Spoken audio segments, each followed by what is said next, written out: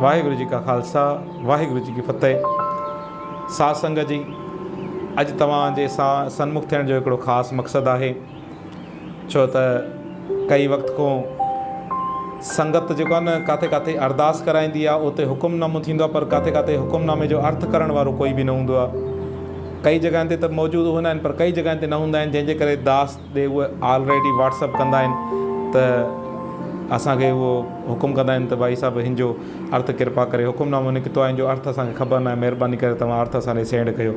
सो हिन जे लाइ हिकिड़ी नंढड़ी सेवा आरंभ कई वई आहे। कंहिं बि गुरू जे प्यारे खे कंहिं बि हुकुमनामे जो अर्थ खपे, किथे कोई अरदास कराए थो, कंहिं शुभ कार्य जे लाइ अरदास कराए थो, किथे कोई नओं वचन साहिब वठे थो, किथे कोई अखंड पाठ साहिब जो वचन साहिब थिए थो, किथे सुखमनी साहिब जो कोई वचन साहिब थिए थो। सो उन वचन साहिब जो जे अगरि कंहिंखे अर्थ खपे, सो उन वचन साहिब जी स्क्रीनशॉट या उन पंक्तियूं दास ॾे मोकिलियो, या उन अंग नोट करे अंग जी पंक्तियूं नोट करे दास जे व्हाट्सअप नंबर जेको तव्हांखे हिन टाइम स्क्रीन ते नज़र अचे थो, इन व्हाट्सअप ते तव्हां सेंड कयो।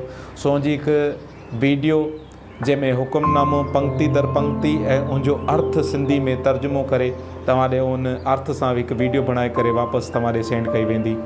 सो कंहिं बि गुरू जे प्यारे खे जे अगरि हुकुमनामे जो अर्थ खपे, वचन जो अर्थ खपे, सो दास जे नंबर ते तव्हां उहो हुकुमनामो तव्हां सेंड करे सघो था। वाहिगुरु जी का खालसा वाहिगुरु जी की फतेह।